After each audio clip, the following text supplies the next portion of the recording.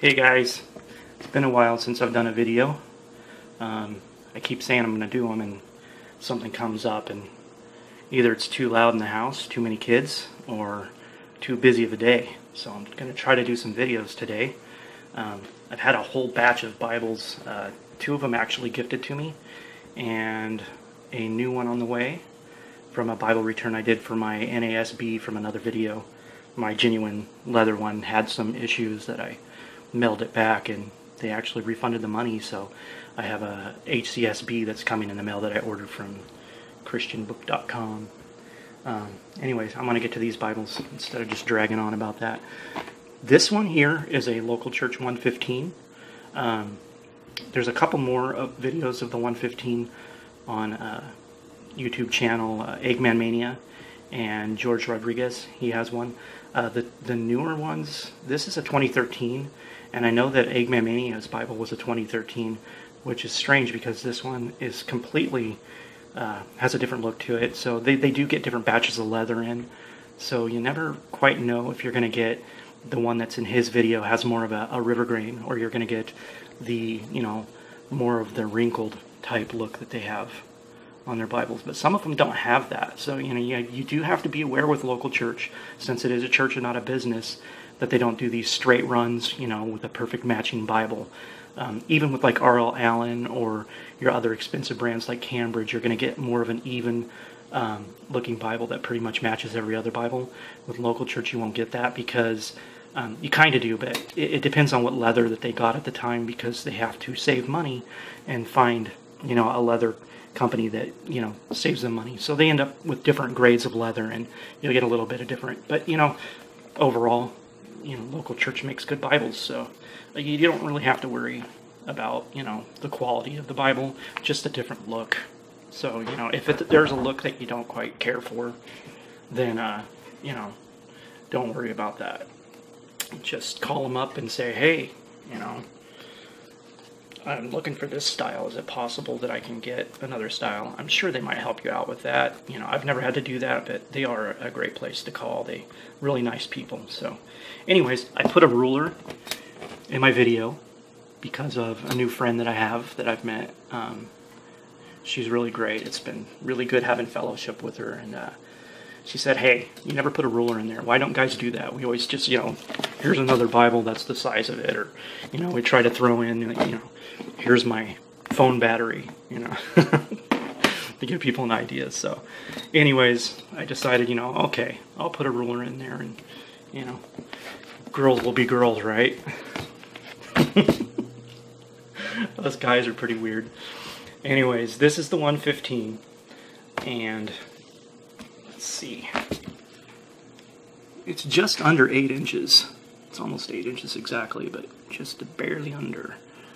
So yeah, it's a small Bible, and I thought it was going to be really, really tiny in the sense of not being able to read, but it's not. I'll show you the print here in a minute, but it's stitched just like all the other Bibles they do. Very well done. The ribbon I did, this is actually Beresford ribbon from R.L. Allen, or from the company that R.L. Allen gets their ribbons from, and it just really makes the Bible look better. It had just the regular basic black ribbons, but once you change them out, it just brings this Bible to life. The gold is always so nice on Local Church Bibles. Very beautiful Bibles, very well made. I will have an R.L. Allen video coming up soon. I got my R.L. Allen blackface, so I'm able to compare premium with Local Church now, and I'm actually 1,000 times more impressed with Local Church now that I have that Allen. Not that Allen's not beautiful, but it just shows you that there isn't a huge difference. There is with paper quality and stuff like that, but not with, overall build. These things are like a tank. But anyways, here is the item number and the date. It was May of 2013. So yeah, it was made a couple years ago. This one was gifted to me by an acquaintance on a Facebook page, and it was just a huge blessing. Just out of nowhere, the person just said, hey, you like the wrinkled ones? I'm like, yeah. And boom, here you go. Sent it off, and that was just awesome. No questions asked, no long friendship or anything. It was just like, hey, here you go. I've had that happen, once, but I'm usually somebody who gives away a lot of Bibles, and it's really weird when you receive them from other people. I just, I'm so used to giving. It's a real blessing to have things given to you, and stocking up on my Bibles again. So thanks to that person for gifting this Bible to me. The print is huge for this little Bible. I mean, it's very bold, easy to read. The only thing that I notice with local church is a lot of times the little tiny print in here fades out. It doesn't get bad enough to where you just like, oh, I can't have this Bible. But it is kind of bothersome sometimes. Be aware of that. If you get these cameo-sized Bibles, they sometimes with this tiny little print, I wish my camera would focus. Just having a horrible time with the focusing on it. But anyways, that little print gets so small sometimes that it ends up fading out a bit. But overall, for the price, you get a good Bible. This is my local church 265 hand size. And the print is it's just no different. So you get this tiny little Bible, but you still get a really, really nice print with it. But overall, you guys have seen a lot of local church Bibles, so, there's not a ton I need to show with this. I just wanted to make a video and say, hey, shout out, thank you very much for the gift. It was a blessing. And, one thing I did want to show with this one is, you can't really tell with this light that much, but when you get your local church Bibles that are black, they will be really, really shiny. They do start to fade out. This one was the same way when I got it. It was very shiny. This is my 300, and it has really faded. I mean, look at the difference. This shiny black, and now it's kind of got a gray look to it, which I don't mind. I actually kind of like that color. It gets like a nice worked in look to it. So be aware of that. You might have to oil it up if you're somebody who wants to keep it like that, black and shiny. But I kind of like it when they fade out, so just be aware of that. If you don't like the shiny black, they have a brown version of this, which looks really nice. Check out Eggman Mania's video, and you'll dig it. It's a really nice Bible. Let me see here. I'm doing a double video for people here. I have another gift that was sent to me by an awesome friend who's been such a blessing. This is a ESV Crossway, I'm saying that right, from Crossway, which is my first Crossway that I've ever had. It is almost identical to local church's iron calf. I mean, it feels a little bit tougher to the feel, but flexibility-wise, same exact thing. One way to get these really worked in is to push down on them and just keep rolling that leather back and forth. Not too hard, just enough. You can get at the corner and you just roll the corner like that, and you get these things to work in really good. She was having a hard time with this one opening flat. It's been a problem of Crossway's Bibles. The hinge that's in the binding is way too tight, so if you're having that problem, I want to show you what I did to flatten this thing out. You have to really, really, really push down on these things, but not enough to where you rip them. Even with the bending that I have done with this, I have not been able to get it to lay completely flat, like in Genesis.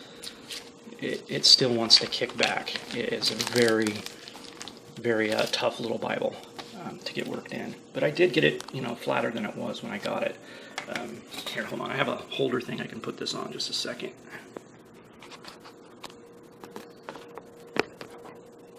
What you want to do is take these and put pressure on the center of the gutter. Not a ton, but then you pull away from the gutter with your hands. Just pressure and pull away. And then you take a few more pages and do the same thing. Pressure all the way down the gutter and then pull away from the pages. And you just do that like every, 50 or so pages. If you want to do less, it'll actually even work better. It takes a long time to do that though. But if you have time on your hands, the benefits are great. Another way that you can get these worked in is you grip that spine really tight. Let me see if I can adjust this a little better. It's higher up there. Grip that spine really, really tight and bend And don't be afraid. You're not, if you have a grip on that spine, you're not going to pull the stitching out on these stitched Bibles. You just keep bending it back and forth, really nice and tight. And you just do this every time you go to use your Bible, or if you're just sitting there watching a show and you want to get this thing worked in, just keep bending it back and forth, back and forth. It will eventually work in.